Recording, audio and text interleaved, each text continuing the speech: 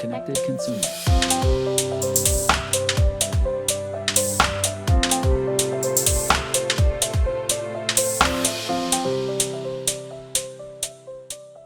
My name is Chris White, and I am one of the hosts of Parks Associates' new podcast, The Connected Consumer.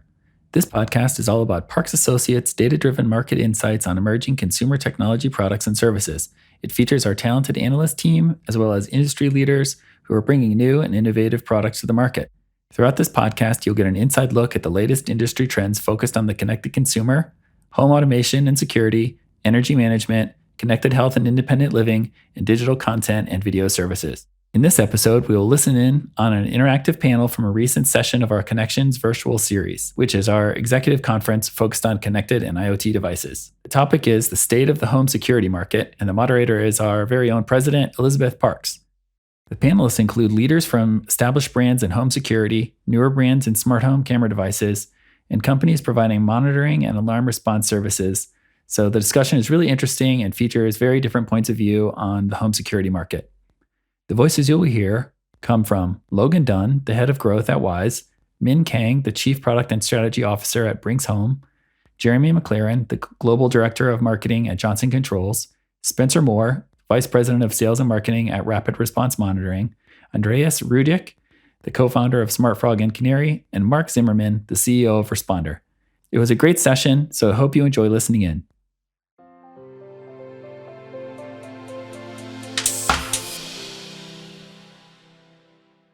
I'm really excited today to continue the conversation and bring more security leaders to our virtual stage and really talk about where we're at with a new era for home security. So thank you all for joining us today. The way this works is we're going to start off with a brief introduction from each of our panelists, and then we're going to dive right into the conversation. We are taking questions throughout the session, so if you do have any questions for our panelists, please go ahead and add them into the chat. We will integrate them as we go. So let's go ahead and kick it off and start with Logan Dunn. So Logan, thanks for being here, and let's let you introduce Wyze to our audience. Thanks, Elizabeth. And thank you everyone for the great previous research and insights into the industry earlier.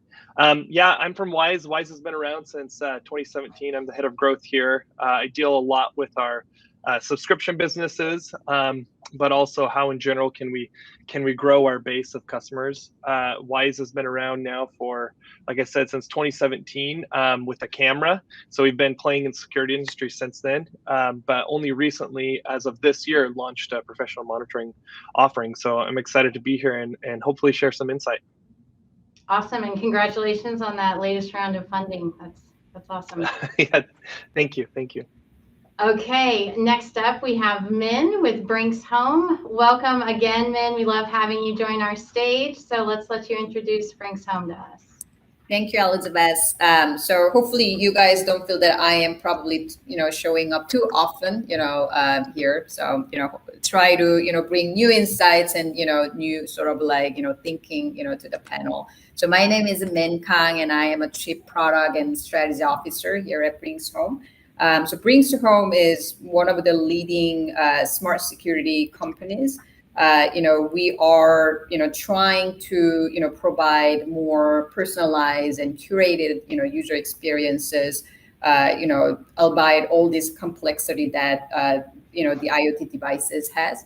So that's our clear mission, to provide a very simple and very curated, personalized experience to the user. So having that said that, we're trying to work with, the partners, really kind of like bringing those experiences together so that, consumers really, see the real value, from the devices and services that we are bringing to the market. So that's our mission, and I'm very glad to join this wonderful panel, and looking forward to having more discussions today. Great, thank you again for joining us. Next we have Jeremy with Johnson Controls, who I got to see at ISC last month. That was awesome in person. Welcome, Jeremy.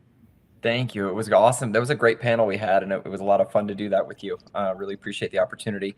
My name is Jeremy McLerran. I run marketing globally for Johnson Controls. We own brands like Qualsys, DSC, Bentel, Visonic, etc. And it's pretty awesome to, be a part of an organization that is manufacturing some of the technology that many of you are using and implementing to, build the Internet of Things, security, smart home, smart business solutions for your customers. We really truly try to be a partner in the solution space, more than just simply providing and supplying materials, but our marketing teams are getting together with you and your marketing teams and your sales teams, trying to help bring better websites, better solutions, broader solutions to each of the customers. We firmly believe that there's a big market out there for this kind of technology, and the fact that some of the biggest tech players are in it really speaks to the opportunity all of us have before us, and we're perfectly poised to help you take advantage of that opportunity, and we're excited to be part of this panel today. So thank you.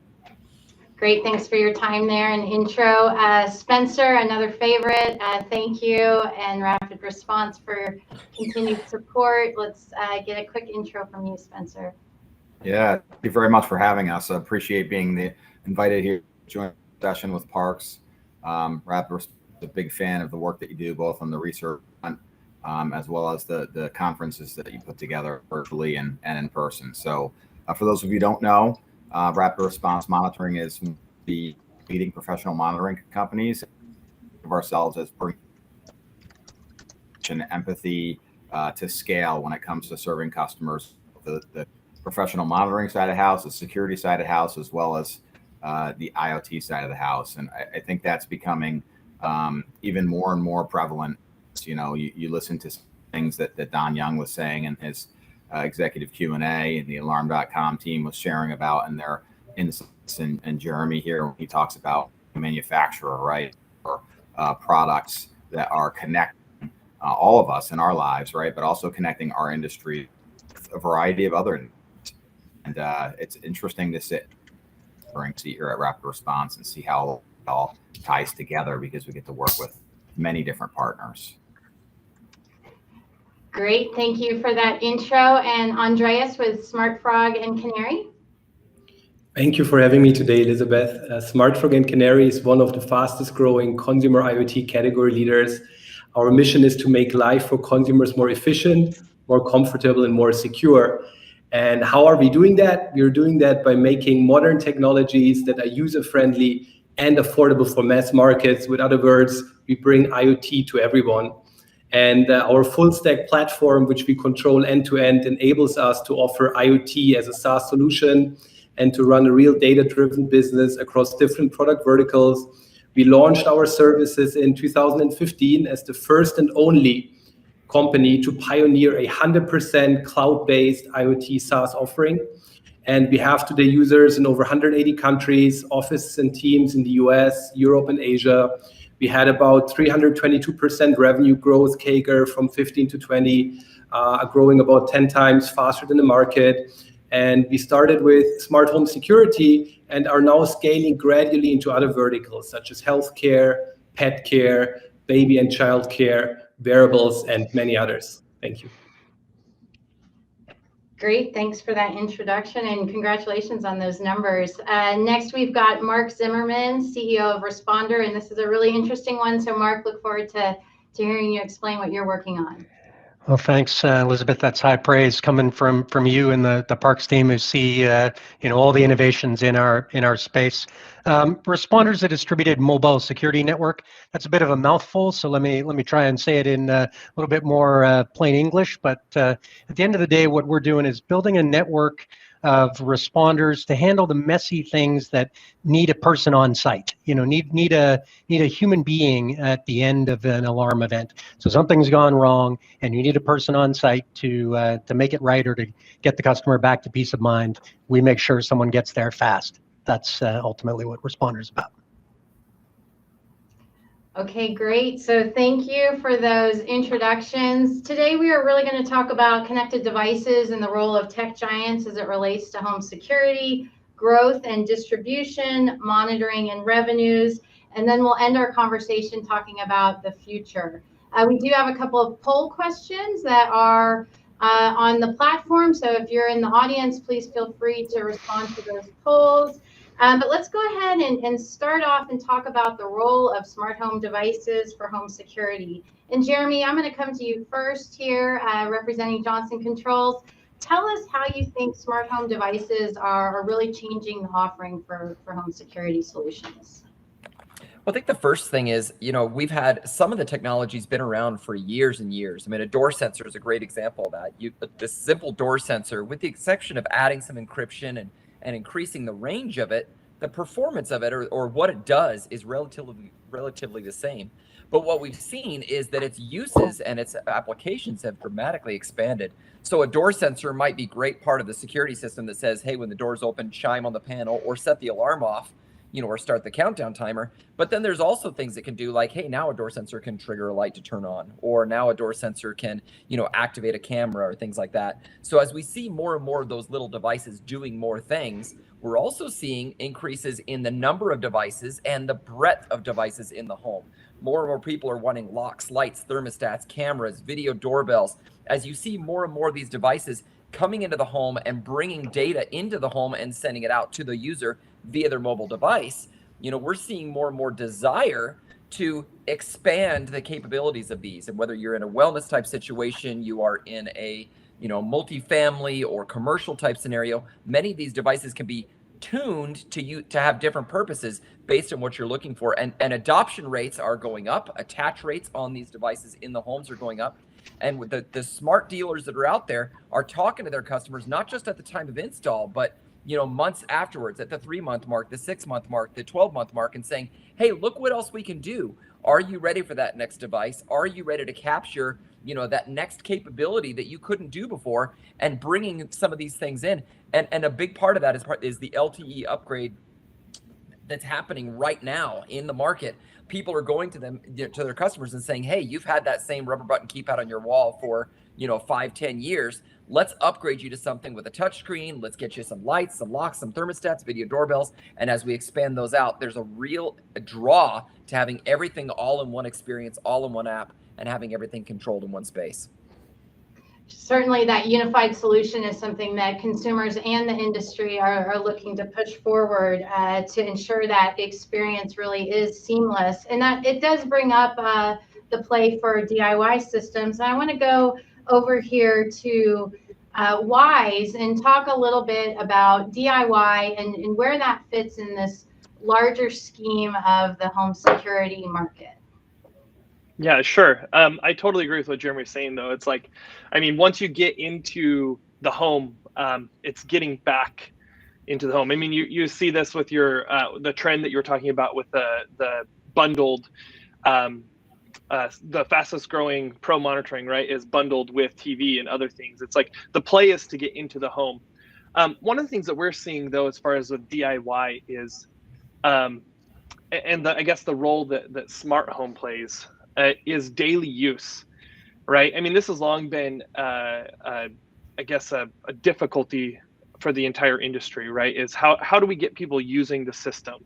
Like was said earlier, right? People, anytime they touch a keypad, right, and they're afraid of setting off an alarm or something, like they just hesitate to use it as often as they really should. And I know that a lot of the big players have a lot of methods in place to increase customer usage. But that is really the role I think that smart home devices play, is interaction with your system every day, making life better every day. And going along with that, I think cameras are key, doorbells as well, right? That's what we saw on the biggest smart home devices that are getting installed right now. People want to self-monitor. Some quick stats from our customer base. We just finished a survey last month, and people said 50% of them bought a camera with the intent to security monitor, which, the other 50%, there's other reasons as well that I could share if anyone was interested. But then we asked them, okay, so that was your intent. What did you actually use your camera for? And then it jumps all the way up to 75% of our user base saying that they use it for security. And so that self-monitoring piece is a big role from the DIY side, right? Because you can DIY lots of things to self-monitor. The last thing that I just would note down that I thought was really interesting is that Automation is cool, but it's still broken. I read an article from Fast Company that said the smart home is failing as a concept because it sucks. Like, that was the name of the article.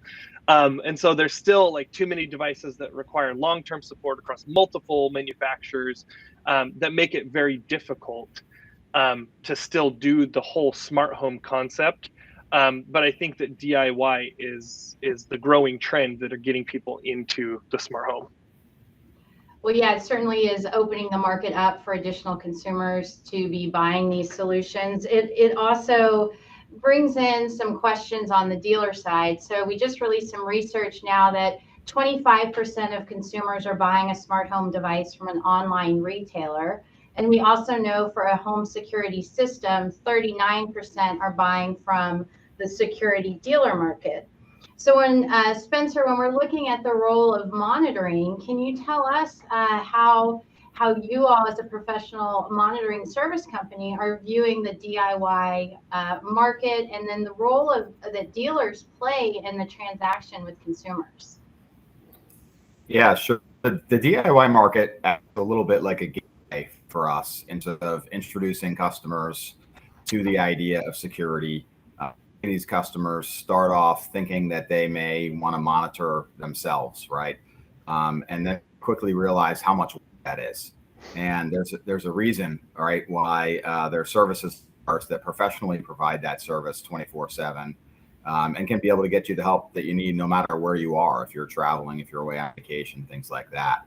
And so the interesting piece, I think, about where the dealers bring in is they bring in sort of that whole professional side of things, right? So they're able, as experts, help with placement. They're able to help with camera placement. They're able to help teach the customer how to use their system to be able to get the most out of it.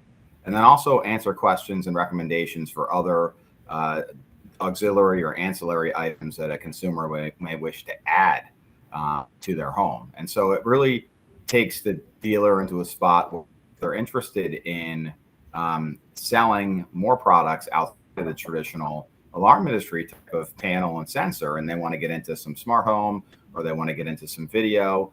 They can go ahead and build partnerships or adopt other technologies that they can fold into their system to become more of a overall service provider for that home. Logan's talking about getting into the home. It's an opportunity for dealers that are already in the home to expand their wallet share with the consumer by moving into other marketplaces. So that's one of the things that we're encouraging our dealers to do, empowering them with some new tools to be able to do just that.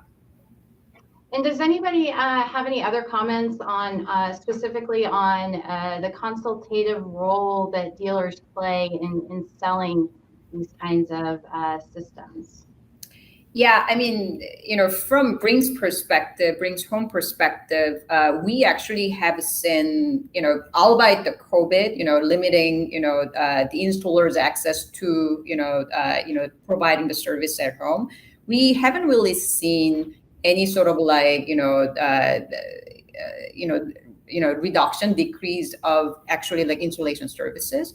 So, to me, like, DIY product, reduce the price points, which is basically,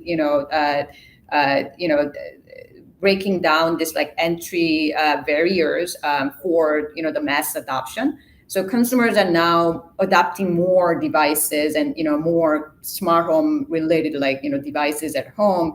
People are realizing, there is an actual benefit of like having these like cameras, at the porch of their home. So more and more people actually, are adopting these, smart solutions. Market is actually, becoming larger. So with that, I think, market is not homogeneous, right? So there are certain group of customers who prefer to actually install something by themselves, but there are certain customers who intend to actually do it by themselves without knowing much about the smart home products.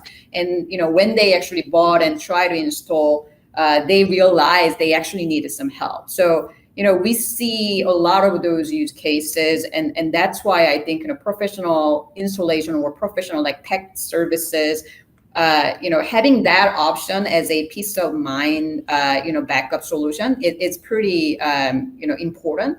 And, and I think, like those markets who actually want, from the get-go, I think, these are the good options for them, and they are actually willing to pay more for those. And there are a lot of like consumer financing options to basically decrease the pricing gap between professional installation services versus like DIY installation products. So I think providing those like options to the customers, with some financial subsidy, I think there are still like a lot of customers who are willing to actually buy these professional installation services from the dealers like us.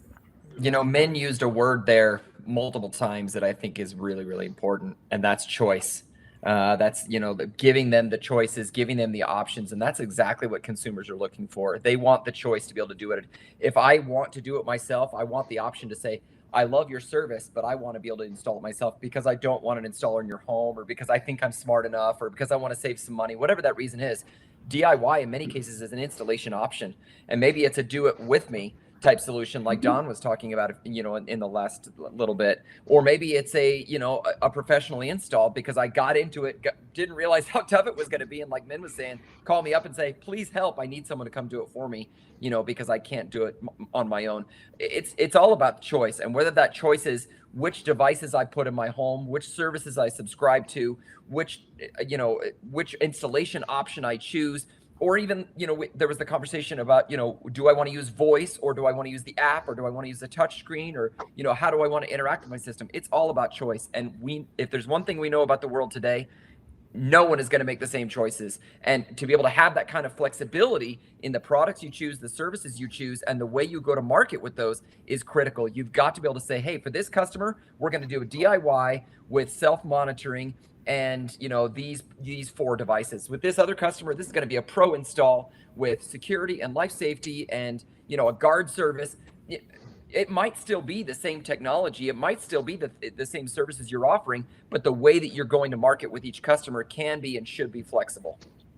Well, absolutely, and meeting customers where they're at, giving them that ultimate choice. I know Andreas probably has something to say about this on the DIY side, so I want to let him jump in here, and then Mark, we're going to come over to you next, so be ready for that.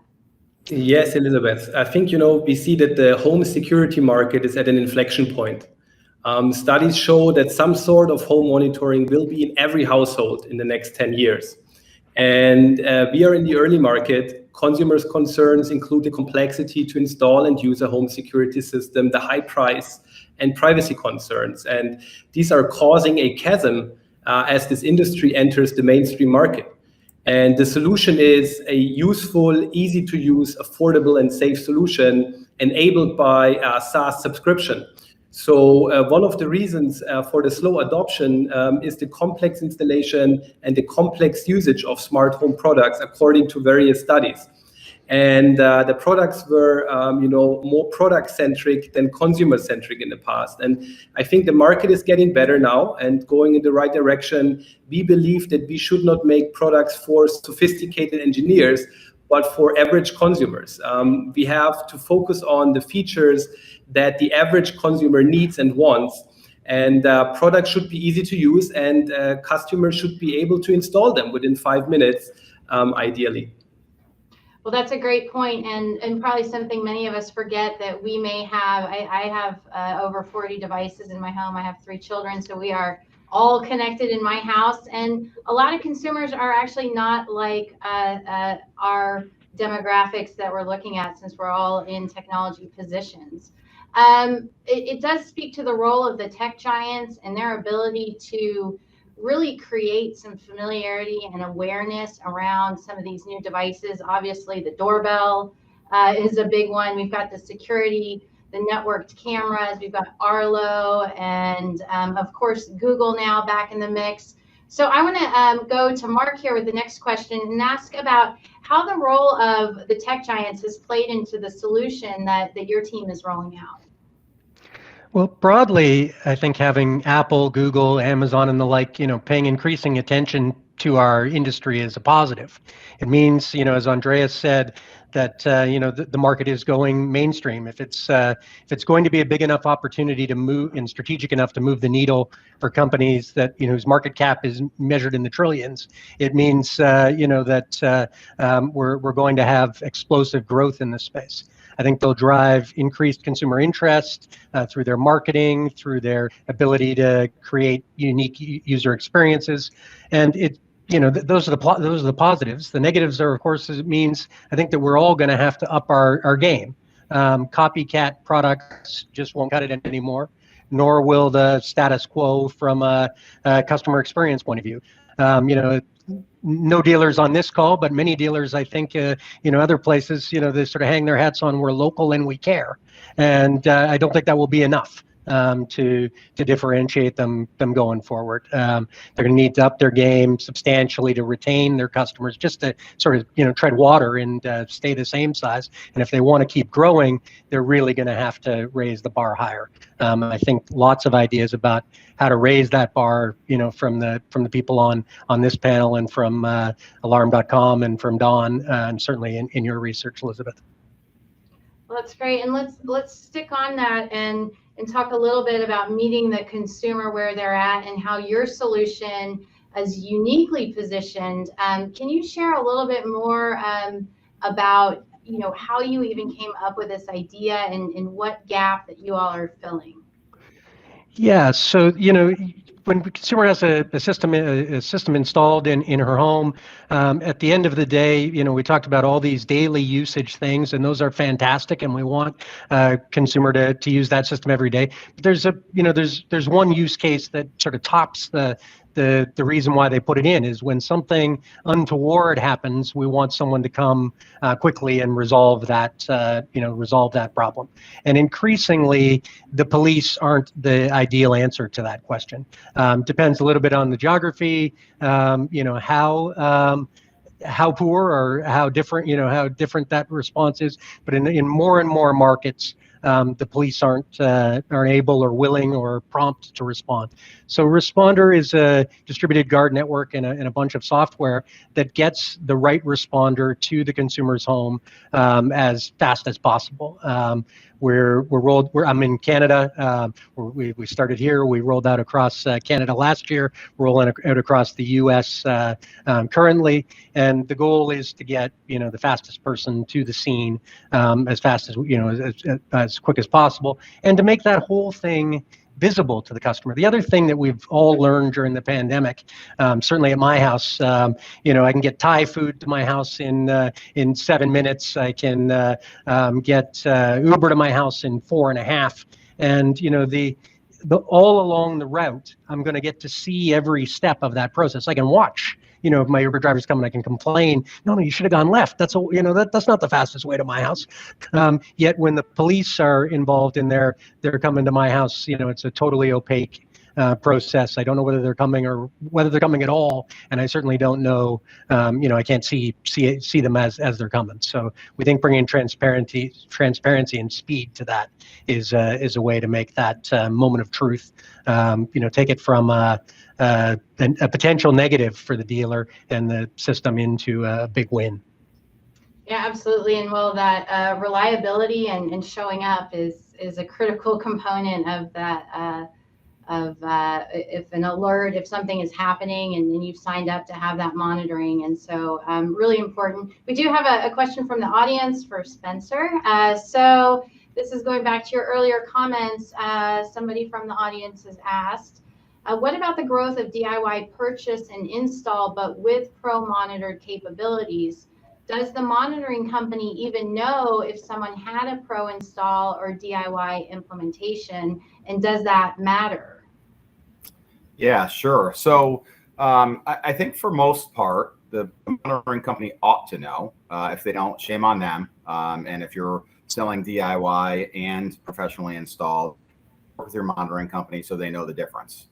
Not necessarily because you'd like those customers treated differently. Perhaps you want them treated exactly the same. But if you do separate them, it puts you in a position where you have the opportunity to measure those account bases in ways. And as we all know, increasing importance of data and making good business decisions on actionable information is key. And so I would recommend that already, do it today. We do it rapid response, and there's a variety of that we can do that inside of dealers' accounts when they're set up to understand what exactly the type of system it is, how it's installed, whether it's a DIY system, whether it's a professionally installed system. And then, of course, you have certain partners, right, that only offer one type of system. We have many dealers that all they do is professional install. We have all they do is DIY systems, and then the folks that have an array of those different offerings. So the answer is yes, it can be known. Whether or not where you are today, if you're a customer or a dealer with a monitoring station, I can't answer that for you, but it ought to be. They should have the capability to be able to differentiate that for you so that you manage your customer. To add like Spencer's point, so even if like whether it was like installed by by themselves or by professional technicians, people can people may want professional monitoring services. I think a more important thing is maybe those customers are more likely to have more flexibility or lower price points. So if we can be more flexible, providing them some sort of like, hey, if you want actually professional monitoring services while you are away from your home, whether it's like business trip or it was on vacation, you can still have an access to those like professional monitoring services when you actually need it. So I think, providing those like flexible options to customers at their taste, I think it's important. Definitely that will require some, business model changes and operational, changes, but that's how we should keep up with, all these like varying and diverse, like, customer needs in the market. Well, I just want to add to that too, because professional monitoring is becoming commoditized. I mean, if you look at like Noonlight, for example, they're creating an API to connect into professional monitoring. We use Noonlight, and we see some of our competitors using Noonlight. And so I think that going on with Min's point is you have to find these value-added services. And we even see that in the dealer market that we've been looking into a little bit. Like people are adding service contracts onto DIY. Right, it's like no install. You even said like 25% of them are not having a professional monitoring contract, but they're getting an install. They're getting like warranties. They're getting all of these other services added on. And so I think that's something like really important to think about is like what are the value adds to security that we can do, because professional monitoring is being commoditized. Well, and professional services, as we all can see, are going to continue to grow, whether the installation is DIY or not. I mean, that is really what we're talking about. But let's zone in on the workforce and who is going to be that professional installer. I know a lot of companies are looking to electricians, the dealer, the CEDIA channel with the high-end entertainment integrators who serve the luxury markets. Google is doing a lot with trying to educate that market on the opportunity that exists with smart home as ancillary to the home theater, home entertainment. There is an issue there, though. CEDIA serves the high-end luxury market, the maybe considered the rich of the rich, with systems that cost $100,000 in a 10,000 square foot home.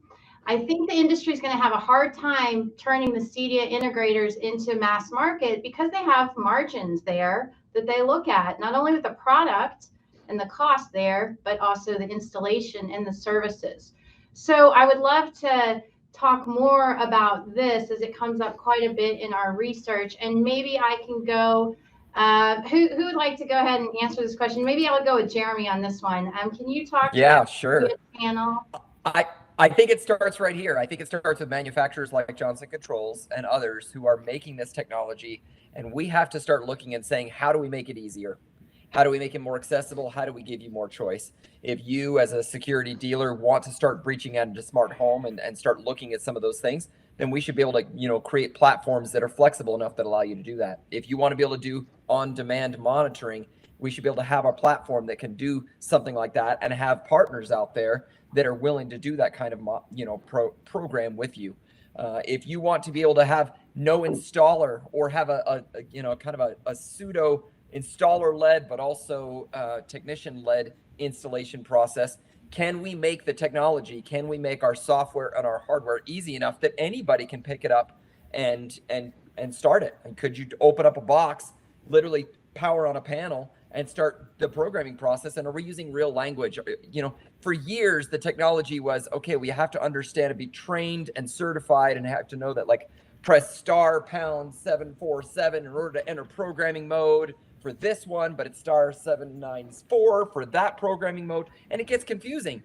Using real language with the ability of touchscreens and mobile applications to use for installation process, we can make that installation process easier. And as we make that installation process easier, it not only decreases technician training time, making the job of hiring, finding, and maintaining technicians easier, but it also opens up the opportunity to say, hey, this is easy enough that an end user could do it. Let's just ship it to them and let them do it. We saw a lot of dealers when COVID first hit say, we're going to do a social distance install, where they would literally configure as much as they could, drop it off on the customer's porch, and then the customer would pick it up. It's been sanitized. They pick it up, take it in the home, they plug in the panel, they do a couple things with an on-screen wizard, and voila, they now have a security system. And there was a surprising number of people who really wanted that option. They didn't want a technician in their home, but they still wanted some. In fact, there was even one dealer who said, I'm going to stay out on the curb in my truck. Call me on FaceTime if you need anything, and I'll walk you through whatever you need. But otherwise, it should be pretty simple for you. So there's some really cool options out there, but it starts with companies like Johnson Controls and our competitors to say, how can we make that process easier for everyone involved? And does it benefit the manufacturer in the end to continue on strengthening that relationship the dealer is setting up in that initial purchase? When you have consumers going to online retail or to a store to buy something, then they really are on their own. And so the onus is on that industry player with the offer to ensure it works, it's plug and play, and that they don't get a return back to the store. And on that, Elizabeth, if you don't mind interrupting you, I think there's a big responsibility for our dealers out there. And several of you talked about, Mark, you were talking about how I'm local and I care, and that's my differentiation. Well, you know what? The consumer right now is walking into Best Buy. They're looking on Amazon. They're looking at Target. They see all these different solutions, and every single one comes with its own app, comes with its own experience. Each one is different. Sometimes they're using things that work with the Amazon Echoes or with their Apple HomeKit solutions. And there's all these disparate systems, and they're not quite sure what to do. So that's where the professional dealer can come in and say, hey, I can help you. I can figure out what you want. I can put it all together in one package, give it to you in one app. And I think we need to do a better job of telling our consumers what we can do. Too often I see people walk out of the house and say, I got them a great security system and I got them a camera. And now the customer's going down to Best Buy or going online and buying smart light bulbs, and they had no clue that you did lighting as well. They had no idea that you could do a video doorbell, because we need to do a better job marketing what we can do and the breadth of the various offers we can provide. And as we do so, we're going to see adoption rates go up. We're going to see consumer happiness go up, because instead of having those frustrating, okay, I'm leaving the home, I'm going to turn off my cameras, and I'm going to also go in and I'm going to lock my door, and a separate app, I'm going to close my garage, separate app, I'm going to turn off my lights. Instead, it's one button to control all of the house. And when you can get everything all in one ecosystem, then everything really starts working together magically. And then data can come to companies like Brinks, where they can look at it and start doing some artificial intelligence to analyze what exactly is happening in the home, and how can I start being proactive about my monitoring services and my customer service to make sure that I'm providing the very best service possible. And consumers are willing to pay for that. Absolutely. I love the passion, Jeremy. You can just hear it oozing out of your voice. So that's awesome. I love those comments. Andreas or Logan, you have anything you'd like to add? I'll just chime in. Oh, go ahead, Andreas. Go ahead. I think from our experience, I can just confirm what my colleagues have been saying. Self-monitoring makes security accessible and affordable for everyone, so that it's not only for those who can afford it. It helps to democratize security services. And if it's only a matter of days to get your equipment delivered and a matter of minutes to set it up, then it's really something that's available for everyone, and you can enjoy the service 24/7 from everywhere. And so bottom line, I think video recording is at your fingertip. You do not need to contact a security company anymore. And our customers' peace of mind is a top priority for Canary. And that's why we are taking self-monitoring to the next level by making sure that if for some reason you miss a notification and you're not available to self-review and alert, we can immediately jump in and use video verification to either dismiss a false alarm or initiate a first responder dispatch if a visible emergency is taking place. And this enables our customers to always be in control, but also be sure that if they miss something, we will be there to immediately support them. And by introducing an affordable and easy to use DIY professional monitoring system with video verification included, we are currently, truly disrupting the home security market. And we think that the more of these services we will see in the market, the more mass market compatible these type of products will be, and the higher the adoption rates. Well, that's great, and gets at the heart of the matter here in talking about revenues, right? Monitoring is where those monthly reoccurring revenues come in play, and then those contract agreements. And again, that $1.4 billion is 1 million households with an average monthly service of $40 a month and an average contract of 3 years. But when we see companies come in with a security device solution now with a $9.99 a month price point, I mean, that truly is providing a whole different offering in terms of the pricing and who that can reach. So I'd like to spend a little bit of time talking about the revenues, also looking at self-monitoring and whether that's going to continue to grow, not necessarily in place of professional monitoring, but as a solution that consumers clearly see benefit. And Andreas just spoke to the additional tech that is in there that can help verify what is actually going on. So Mark, I want to move over to you with this question, going back to this on-demand world we live in.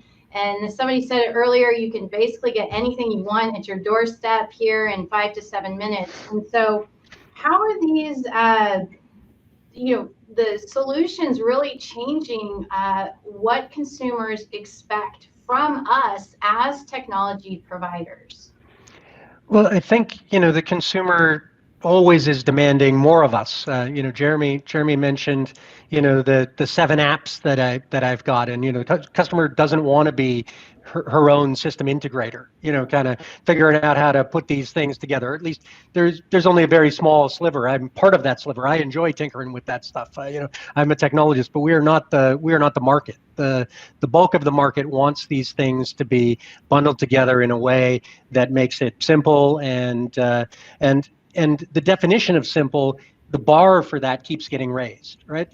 I used to think it was simple to step out and hail a cab. I used to think it was simple to call Domino's, and now simple is, I have to be able to fire up the app and see all of these things happen in real time. And certainly that's been accelerated by the pandemic. It's also been accelerated by, the younger the consumer is, the higher her expectation of, what kind of technology is going to be there. Don mentioned, sort of talking to Alexa to get, my system armed and unarmed. And so I think this whole on-demand economy and the app economy is raising the bar of, of what we need to do. And, certainly from a responder point of view, having to wait 10 minutes before someone calls an 800 number to dispatch a police officer, and then not seeing any of it, versus someone making an API call and having that happen in real time. Certainly, that's what the consumer is demanding of us in 2021, and we got to figure out how to be ready for that. Well, that's great. And I do have a question that's come in for you, Mark. So from the audience, who are the independent responders who are providing service, and how are you, what are their qualifications to be the respondent? Sure. So we use licensed security guards to do all of the responses that we handle. The license requirements vary a little bit, state to state, and so on. But they're all licensed, tested, insured, bonded. In most states, they have to have first aid training. Whether they're armed or unarmed varies a little bit by state. But they're all professional security people who we use in our network. Okay, great. Thanks for that. We do have a question coming in about the integration of devices and interoperability. This is the age-old topic that we have been considering here at Parks Associates now for 35 years. So interoperability is a difficult, complex thing for us to achieve in the industry. And we've got Matter coming out with some great initiatives to bring it all together. Anybody like to make any comments on Matter? And I'm going to keep this one open because I'm not sure who. Let me jump in, and I don't want to hog the conversation here, but I believe that there's a lot of different protocols out there. Matter is one of them. There are legacy protocols that are already installed in people's homes. You go into 99% of people that have a security system probably have a really old security system using some sensors from a Honeywell or a GE or a DSC that was installed years and years ago, and many times new dealers will come in and convince them to switch over, and when they switch them over, they'll take out the old panel, put a new one in, and learn all the old sensors in.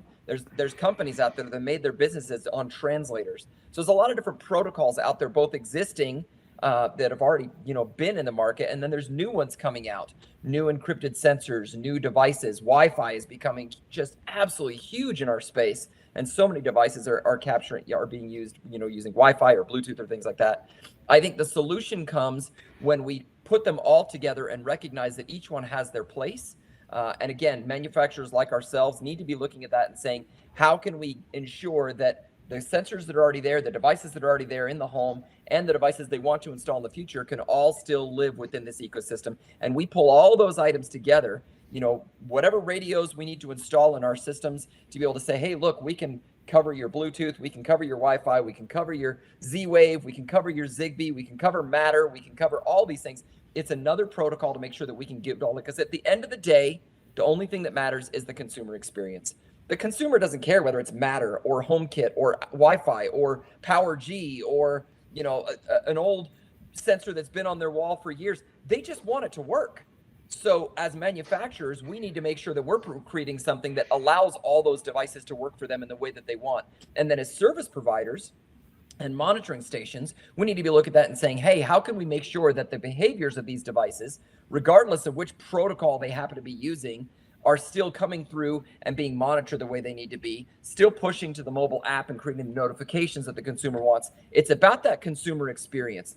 And, Andreas, you said it's got to be useful and easy to use. I totally agree with that. And Logan, you said it's got to be something that inspires them to use it every single day. And that's exactly right. And whether it's, whatever protocol it happens to be, the goal is to get them to use it every single day. So they have a reason to pay for your service. They have a reason to tell their friends, and they have a reason to add more. Yeah, and as Gustav said earlier from alarm.com, when it comes, they'll integrate it in and it'll be great. And I think that was their view on the market. Andreas or Logan, you have any comments? I know Men also maybe have something to say on this one. I'll just say that our customers are definitely interested in the integrations. I mean, they're clamoring for Alexa support and Google Home support and HomeKit support, and our customers, they want things to work together. These are some of our most talked about requests, right? And so I think that what Matter is doing is great. I also believe that this goes back to this: how big a deal are the tech giants, right? The tech giants will have the advantage when it comes to this. I mean, they're making it available to everyone, but because they're the ones who are part of the coalition and leading the way on it, I think it will give them that advantage as well. But yeah, I think that consumers are demanding it. It's just like Jeremy said, it's this is what they want. Is they don't want to think about it. They just want a great experience in their home. They want cool tech, but it has to be just stupid simple to use. And that is that's what they want. Yeah, and I agree both with Logan and Jeremy, and like fragmentation is the number one consumer pain points in IoT in general, right? So it's a great vision, and having common language kind of like to speak each other between like devices will definitely improve reliability as well as like the efficiency. So it'll be faster, it'll be much more reliable. So there are like many different benefits coming out of this Matter initiatives. Now the question really is, so how many will participate in, right? So to Jeremy's point, there are already existing different protocols, now it's like pushed back to like first step next year, I believe. So who's going to be ready? So like which manufacturers or which company will be actually ready, from day one, phase 2, phase 3, and what that certification program looks like. I think there gotta be, more myths and more sort of like, details needs to be there. For us to understand what like how big is this opportunity, and what's the impact of this into the entire like industry. I think we will need more information, and I believe it'll come soon. But again, like great vision, but all these like things needed, all these like execution and the go-to-market strategy. Which probably will need a lot of like discussions and participation of multiple different stakeholders in this industry, which I believe will happen in the next few months. Yeah, absolutely. It's a tall order, but I told somebody earlier, if anybody can do it, it is these large companies that are coming together and really making that promise to consumers that they're going to get it done. So we're excited to watch that continue and see how that unfolds as we move into 2022, really. But let's get back to the monitoring services and attrition. This is a big issue where those smart devices being attached adds in that stickiness with the consumer, and also increases those monthly revenues and enables consumers to be retained or maintained with their subscription services. So let's talk about attrition and how do you avoid a consumer deciding they don't want your service anymore, or even further, if you're a manufacturer, they don't want your device. And Andreas, I'm going to come to you on this one a little bit. I know you guys have done some different work, and wanted to see if I could get your perspective a little on this.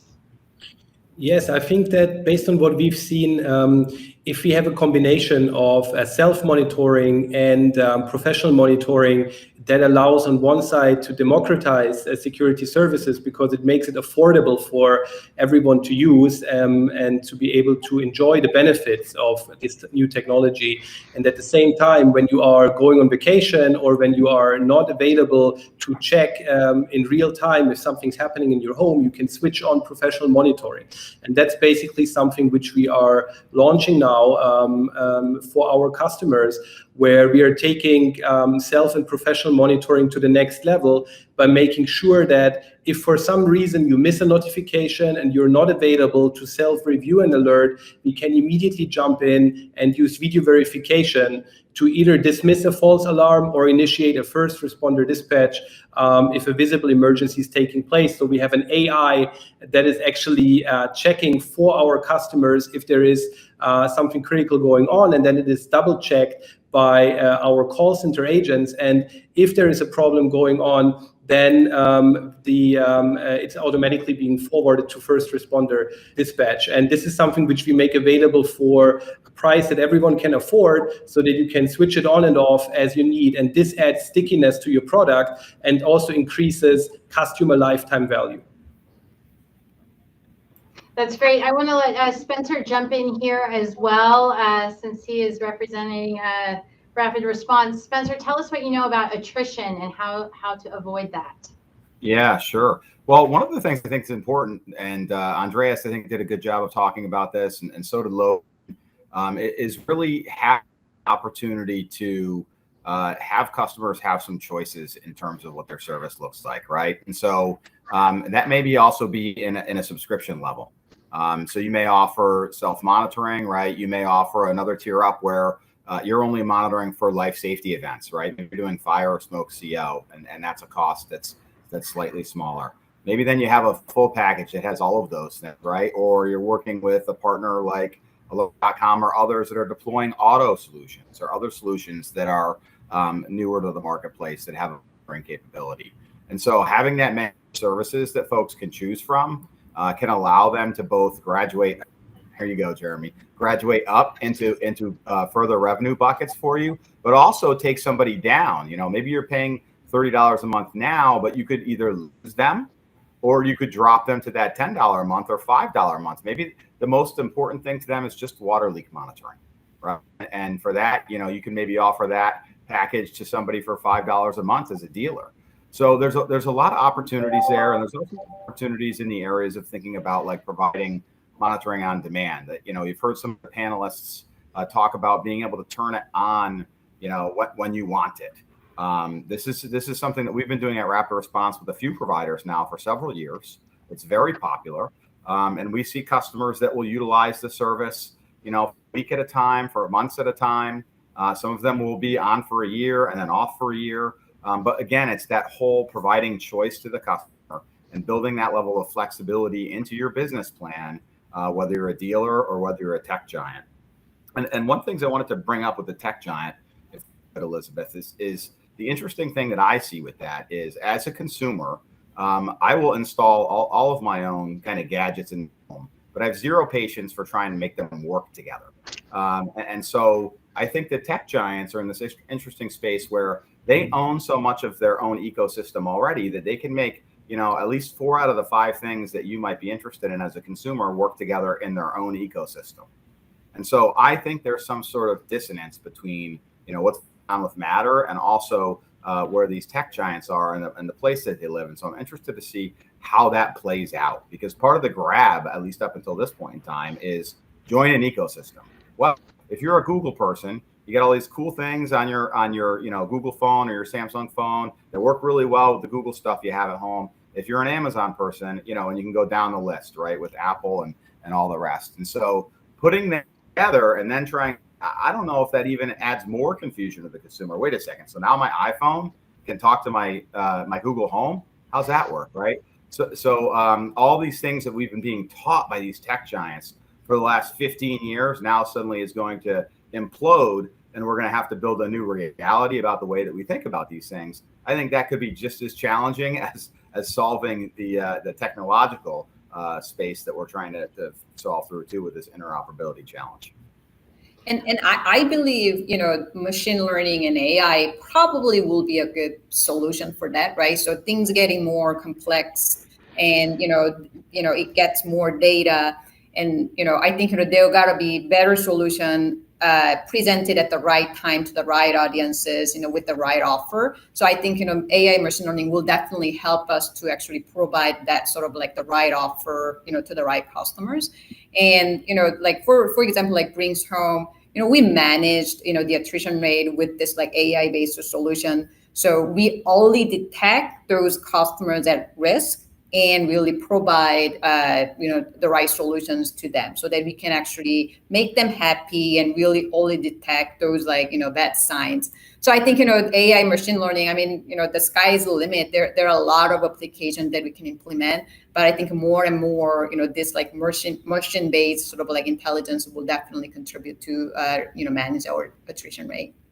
And to Min's point, I think, you know, with regards to data, in a modern smart home security company, I think data drives everything. Data drives video verification. It helps to avoid false alarms. It helps to provide valuable information that matters and overall improves the user experience. So I think going forward, you know, data drives AI, and it will help us to provide personalized services to every customer. So, which ultimately then contributes to a better user experience and also, again, longer customer lifetime and value.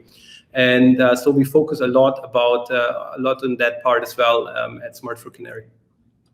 You know, that's precisely why the big tech giants want to be in there, right? They don't just want the data of your door is open, your door is closed, your security system's armed, you're home, you're not home, things like that. But even things like, hey, you had a flood. Again, the more devices you have in there, the more data you have. And that, you know, who knows? I'm sure if I'm Amazon, I'm thinking I want flood sensors in every single home so that I can not only, you know, sell flood sensors and sell the service, but I also want to be able to, you know, pop up on their Amazon feed.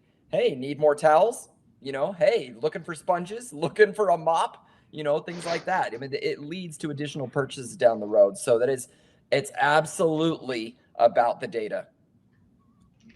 Well, those are all great comments, and you know, it made me think about the other markets that we cover here at Parks Associates with pay TV and OTT services like Netflix and ESPN Go or HBO Max, whatever they're called, and consumer confusion as well as brand awareness, and how in that side of the market there's a lot going on where consumers actually have no idea where to go watch what, when, and on what device. And there's a relearning, but they're really embracing it. And that question of subscription fatigue usually comes up for us on that side of the house or on the home security broadband services side. And we do not see subscription fatigue.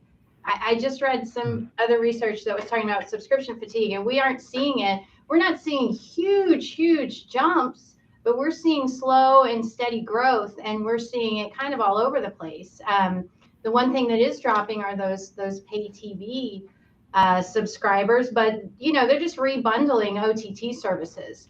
So the technology disruptions are truly changing the market, and consumers are going through so much change, as are businesses, which also have the consumers working at them in different capacities. So we truly are in a world of change. We have the smart home and security market being redefined. And I can't tell you how much we appreciate you all joining us today to really talk about the future. And so I want to give each of you a short 30 seconds to just tell me in 3 to 5 years where things are headed. And we're going to go ahead and start with Min, and then we'll go to Mark after that. So Min, give me a very quick overview of the future. Yeah, that's a big question. So really a $1 billion question. So, I mean, as I said, you know, at the end of the day, what matters is like how you can deliver simple, seamless user experiences, you know, leveraging all these like technologies, right? So, you know, as a industry sort of like, player here, you know, we got to really be diligent, you know, introducing new features, like new services and, new devices and better way to communicate, you know, with customers among devices. So yeah, that's got to be basically the challenge, right? How quickly we can actually provide that, you know, experiences, to the users. So, you know, a lot of partnership, you know, will be needed because no one person, no one single company can deliver everything that we need, you know, to simplify the experiences with a great selection of the options for the customers. Awesome. Thank you for that, Min. Mark, let's hear from you real quick. Well, to quote someone a lot smarter than me, Jim Barksdale, you know, there's sort of two ways to make money, bundling and unbundling. And I think we're seeing a rebundling of the piece parts that make up the security industry. So the bits that were in the home and then in the cloud and the monitoring, we're sort of taking all of those pieces, recombining them in novel ways and creating new consumer experiences. And I think the bar for those experiences just keeps getting higher. So I think there's a tremendous opportunity for the people on this call and the folks in the audience as we see this business go from the 1 million homes that Elizabeth mentioned at the start to 2 million and 3 million homes. It's going to be a different set of things that get that next 1 million homes and the third 1 million homes, a different configuration. And I think we've got a tremendous opportunity to reconfigure those things. Awesome. Thanks for that. Jeremy, let's hear from you real quick, and then we'll do Spencer, Logan, and Andreas to wrap it up. And thank you again, Min, for joining us today if you have to head out. Thank you, everyone. You know, we see a future where there's a device on everything. You know, everything that opens and closes has a sensor on it. Every sink, every water heater has a flood sensor on it. There's a touch screen in every single room where you can interact with things, voice control devices in every single room. We see a connected future where all of these devices are installed discreetly and easily, and allows you to be able to do whatever it is you want to do and know everything you want to know about your home, whether you're there or not. And all of these devices work together in a single ecosystem to be able to perform the duties you want to perform. And there's devices that can detect things, and there's devices that can do things. Some devices are going to open and close something, or activate something, or perform something. Others are simply just going to tell you what's happening and the status. That is the future right there. And as those devices become more and more proliferated throughout the home, throughout the business, throughout our cars, throughout our commutes, throughout everything, we're going to see more and more connectivity, and companies are going to make a lot of money connecting all those together and providing that kind of service that the consumer is expecting. And if there's one thing we've talked about today that seems to resonate, it's choice. Consumers want choice. They want the ability to choose how and where that stuff's implemented. And that makes you in a perfect position to consult with them on what are you looking for? I can provide it for you. Awesome. Great comments. Okay. I think I'm not sure if I said Andreas or Logan next. So Logan, let's start with you. Okay. So, thinking 2 to 3 years, I really think interoperability will improve, but I don't think it's going to really be there in just the next 2 to 3 years. I think the next 2 to 3 years will be very much camera driven. And I think the reason for that is because cameras are such excellent sources of data capture. And what people are wanting to see is that AI piece. They're wanting to see smarter devices that do more. And, they really need to have things go beyond just like they have to do something with the device. They need them to be smart and to tell them things. So I think in just the next 2 to 3 years, we're really going to see that camera penetration is going to go up. We're going to see way cool AI things happening. And I think that interoperability will begin to grow, but not quite be there. Great comments. Andreas, let's hear from you. I think, the home security market is at an inflection point. We are currently in the early market and we have low penetration, so substantial potential for everyone to grow. And consumer concerns include the complexity to install and use a home security system, the high price, and the privacy concerns. And I'd say that the definition of a job well done is to make modern technologies user-friendly and affordable so that we can really bring IoT to everyone. And this then represents a multi-billion-dollar opportunity for every participant at your event, and also for everyone on this panel. So I'd say this would be the definition of what we need to work on to make IoT really accessible and affordable for everyone. That's great. And Spencer, last but certainly not least. A lot of the folks are. So Jeremy, future, these devices are where are actually cameras, right, that are telling us things. The affordability that Andreas is recommending that we put forth. But I also see every single one of those devices is an opportunity for us to add services. Everything's moving to a service model, right? You can't go out and buy a Windows box anymore. There's many things you used to be able to buy, right, and have and keep for years that now you have to pay a monthly subscription for.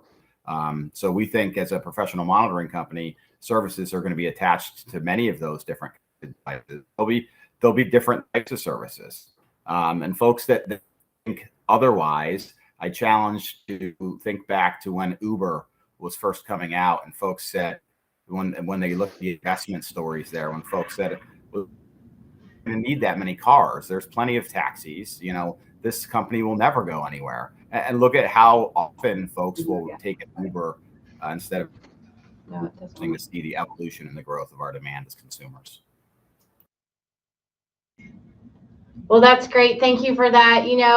So much choice for the consumer and so much work for the industry to continue doing despite laying down decades of technology foundation with hardware, software, and services. So again, I really want to thank you all for joining us and sharing your valuable time.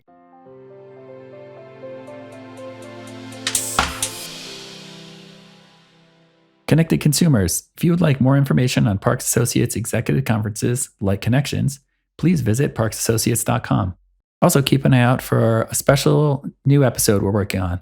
My colleague Mark Vina has a long-running podcast of his own called Smart Tech Check, which focuses on the smart home and home automation. We are planning a crossover episode with him. My fellow connected consumer host Rosie Olpino and I will be speaking with Mark about home automation and smart home devices in what should be a really fun episode. Also, please check out previous episodes of Mark's Smart Tech Check and get ready for the big crossover app. And as always, we want to hear your feedback. Please feel free to leave a review on whatever app you're using to enjoy this podcast, or contact us on Twitter at Parks Associates or at CWhite Insights for me. Thank you so much.